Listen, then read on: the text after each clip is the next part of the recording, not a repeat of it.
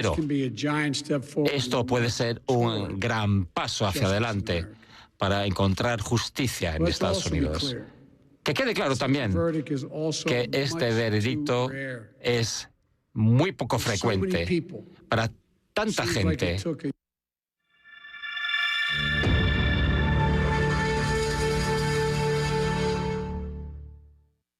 De esto hablaremos esta noche en este programa. Bienvenidas, bienvenidos, gracias de nuevo por estar aquí. Bueno, pues la noticia le ha dado la vuelta al mundo. Derek Chauvin, culpable de los cargos, de todos los cargos por la muerte de George Floyd, este exagente de la policía de Minneapolis. Bueno, pues ha sido declarado culpable de todos los cargos. El presidente Joe Biden, como usted acaba de ver, bueno, pues ha emitido un mensaje importante, sin duda, en una fecha como esta, donde este caso que ha generado un revuelo nacional, internacional, es un día importante para la justicia racial en los Estados Unidos y a nivel mundial, por lo que ha representado y representa ya el caso de George Floyd, este hombre que fue asesinado pues de esta manera, como todos hemos conocido a lo largo de todo este tiempo, esta escena que queda como un gran símbolo, un gran emblema trágico de lo que significa el exceso, el abuso policíaco y lo que significa también llegar a la justicia en estos términos hechos.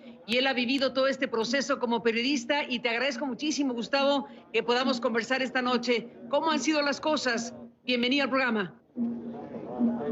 Gracias, Carmen. Buenas noches. Puedes ver la imagen icónica ahora de George Floyd al lado del lugar en donde falleció.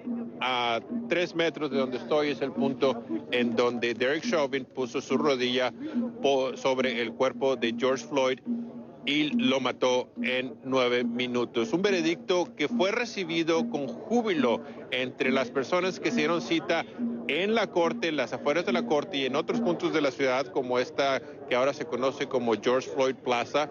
Y es un veredicto que dicen los hace sentir como que se está avanzando en la dirección correcta.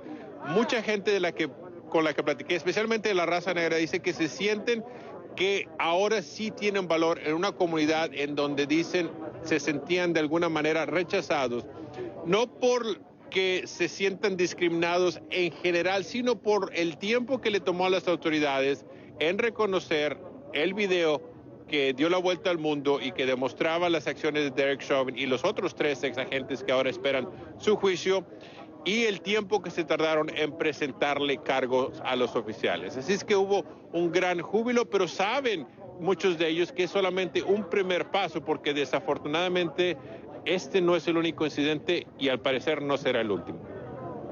Bueno, tal como lo dices, Gustavo, hay otros casos que están esperando y este es un precedente de enorme importancia.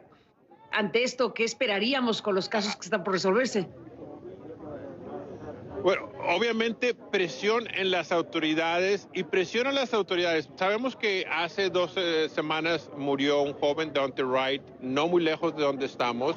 Este hombre de 20 años en un incidente que la policía de Brooklyn Center dice fue un accidente, pero aún así se reaccionó más rápidamente a la presentación de cargos contra la ex policía de lo que se tardaron en otros casos. Así es de que quizá ese primer paso que podamos ver en el futuro es el tiempo que se tardan las autoridades en reaccionar, o como sucedió, por ejemplo, en el caso del joven Toledo en Chicago, en el que se tardaron en dar a conocer el video del incidente.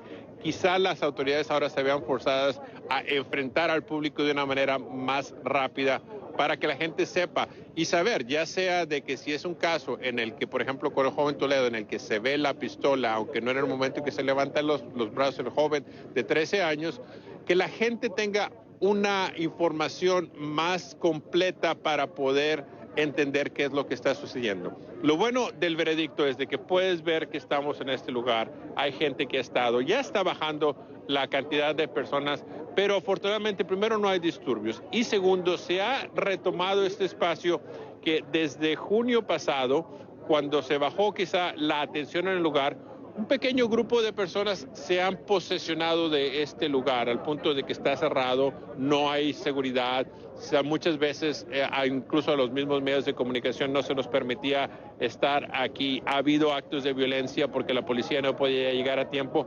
Así es que quizás esa sea la otra cara de este cambio en el que la comunidad comience a tener un poco más de confianza en las autoridades y de la misma manera la policía tenga un poco más de enfoque comunitario y no sea tan confrontación, con mucha confrontación cuando se acerquen a alguna persona en el futuro.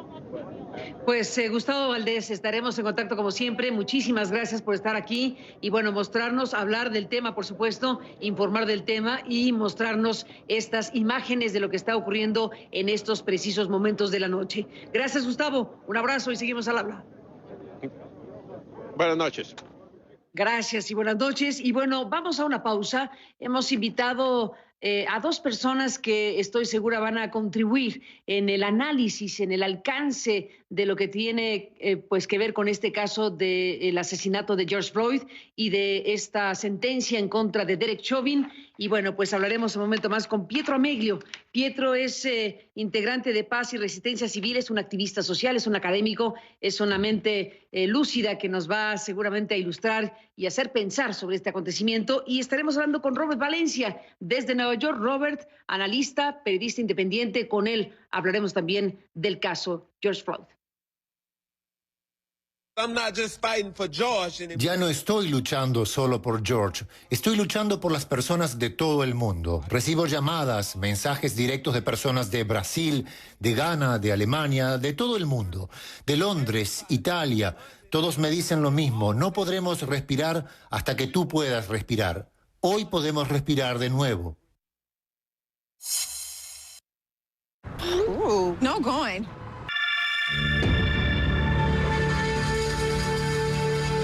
El asesinato de George Floyd dio paso a unas protestas parecidas a las de los años 60, que unificaron a todas personas de todas las razas, de todas las generaciones, con el objetivo de la paz para decir basta, basta ya de estos asesinatos sin sentido. Hoy, con este veredicto, es un paso hacia adelante. Bienvenido, Pietro Ameglio, bienvenido, Robert Valencia, a este programa analizando el caso George Floyd. Bienvenidos a los dos. Robert, ¿cómo has visto las cosas? Bueno, yo creo que las cosas las vemos como la concluyó el hermano de George Floyd. Estados Unidos vuelve a respirar nuevamente. Muchos suspendieron la respiración a medida que escuchábamos al juez dar el veredicto final.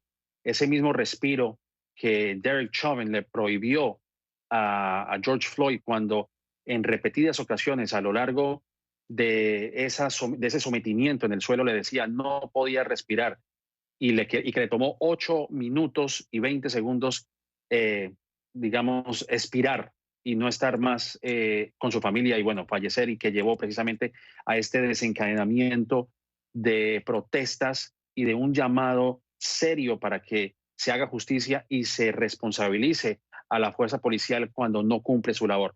Es decir, hay un aire de júbilo indudablemente, pero como muchos concluyen o como muchos coinciden, pues ese apenas va a ser el comienzo de una larga batalla para que las fuerzas policiales tengan un poco más de supervisión a la hora de hacer este tipo de, digamos, de detenimientos, de allanamientos, incluso en algunas casas, en fin. Lo podemos discutir en tu programa, pero yo creo que esto apenas es el comienzo, pero indudablemente es este momentum que se está viviendo en Estados Unidos respecto a la justicia racial y a la supervisión de la fuerza policial. Pietro Ameglio, ¿cómo ves las cosas?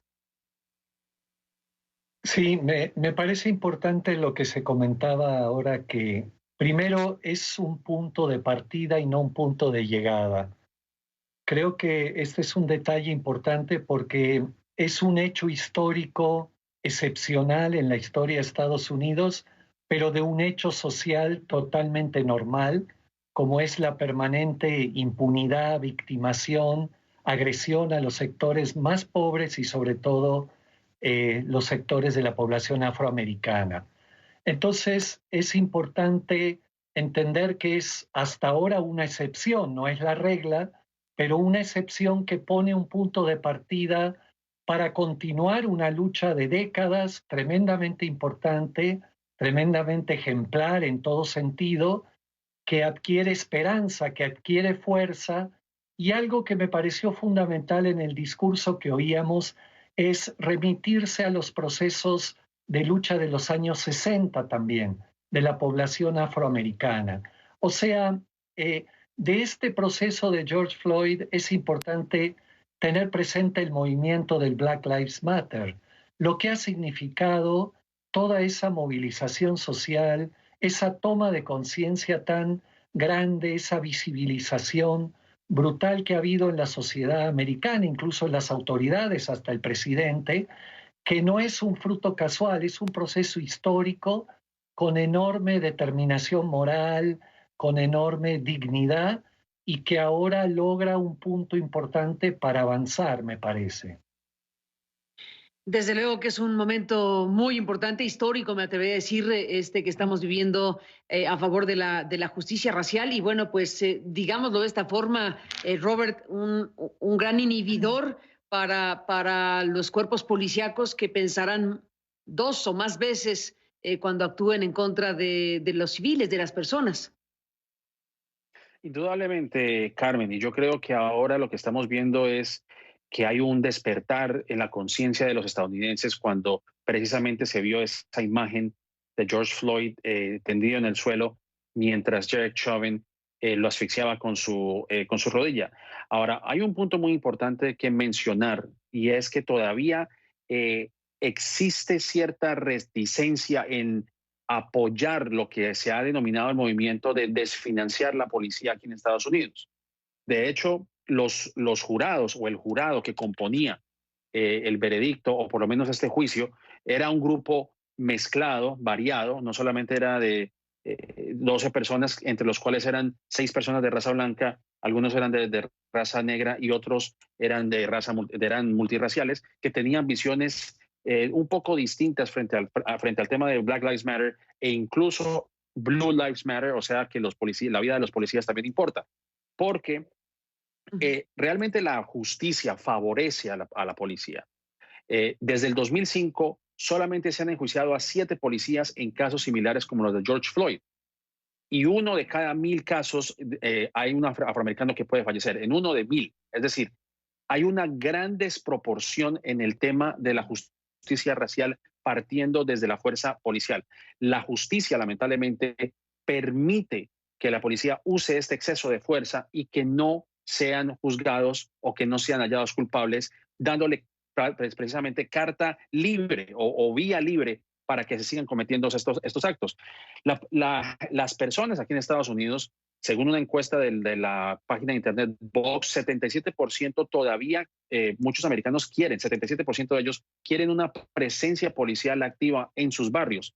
Y el 55% de los americanos, según una encuesta de la Universidad Quinnipiac, dice que aprueban la labor policial. Es decir, que todavía hay mucho trecho por andar, hay mucho camino por andar para que los estadounidenses todavía abracen la idea de desfinanciar la policía en el sentido de relocalizar el presupuesto policial para fines más altruistas, para fines de mejorar las viviendas, de mejorar la educación, de mejorar los servicios sociales, y no simplemente dedicarnos a que la policía utilice la fuerza para llevar casos tan graves, no solamente como el de George Floyd, por supuesto, sino como el de Breonna Taylor, como el de Philando Castile también, como el del niño Toledo de 13 años en Chicago. En fin, podríamos enumerar todos los casos de exceso de violencia policial que, bueno, si no fuese porque no hubieran cámaras, yo creo que tal vez el veredicto hubiera sido totalmente distinto.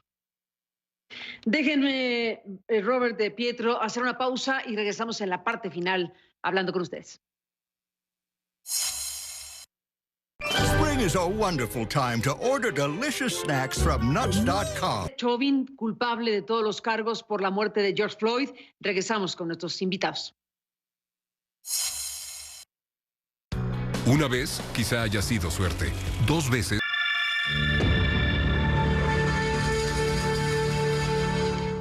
En Entramos en la parte final. Pietro Ameglio, bueno, como decía Robert hace un momento, hubo una cámara en el caso George Floyd, se viralizó, el mundo lo supo, se hizo un símbolo, no puedo respirar, se hizo una frase de batalla y todo eso es lo que está aquí en este momento de la historia. Sí, yo creo que el tema de la Cámara como un arma de justicia, de paz, de resistencia civil, con esta democratización de los celulares, entre comillas, por el bajo costo de algunos, ha instalado una nueva visibilidad, observación social tremendamente importante que permite romper el aterrorizamiento, que permite que la gente se junte, grite, proteste. Creo que en la resistencia civil la etapa que sigue como pregunta es cómo pasar de filmar y subir redes a que la gente que estemos ahí podamos de algún modo colectivamente unirnos y aunque sea buscar alguna forma hasta física de detener esas situaciones desde la no violencia o tirándonos al lado de él, gritando, haciendo cosas, buscando detener, pero no quedarnos solo en una función de grabar, que ha sido fundamental, sino también una función de desobedecer órdenes inhumanas, como fue esta frente a espectadores también. Claro, hay muchas limitantes, hay muchas situaciones de frontera, pero es la etapa que sigue, yo creo, como colectividad, como ciudadanía, de tener la mano asesina, la mano represora, ese ya basta que urge, ¿no? Robert Valencia, un minuto, ¿con qué te despides? Me despido con lo siguiente, los medios de comunicación también creo que tienen una gran responsabilidad en la manera en la que se manejan estos temas, puesto que a veces en honor a la objetividad y a, digamos, usar ambos bandos, ¿no? Como se diría en la práctica periodística, a veces se pierden los detalles y caemos incluso en las descalificaciones, en el hecho de que la policía de Minnesota había escrito un comunicado de prensa diciendo que George Floyd no había sido asfixiado, es decir, la Cámara desmintió lo que ellos decían en un comunicado de prensa y que la misma prensa lo amplifique, eso quiere decir que hay que tener mucho cuidado en cómo la policía maneja estos temas porque no se les puede creer. Yo creo que eso es lo más importante, entender que los medios de comunicación deben de tener una función principal de buscar la verdad más allá de lo que digan las autoridades, como lo dice Pietro. Yo creo que hay que ver más allá de lo que dicen las autoridades para realmente encontrar justicia como se encontró el día de hoy y ojalá que no ocurran hechos similares. Yo creo que el país requiere de una supervisión federal, no solamente a nivel estatal, como ocurrió en el estado de Minnesota, por supuesto. Bueno, pues aquí está el tema, este gran caso que desde luego pues han marcado y está marcando la historia de los Estados Unidos. Gracias, Pietro Ameglio, gracias, Robert Valencia, a los dos por estar aquí para analizarlo. Y bueno, estamos aquí analizando y compartiendo con ustedes este momento donde se da a conocer la sentencia que marca sin duda un hito en la tensa historia. Buenas noches.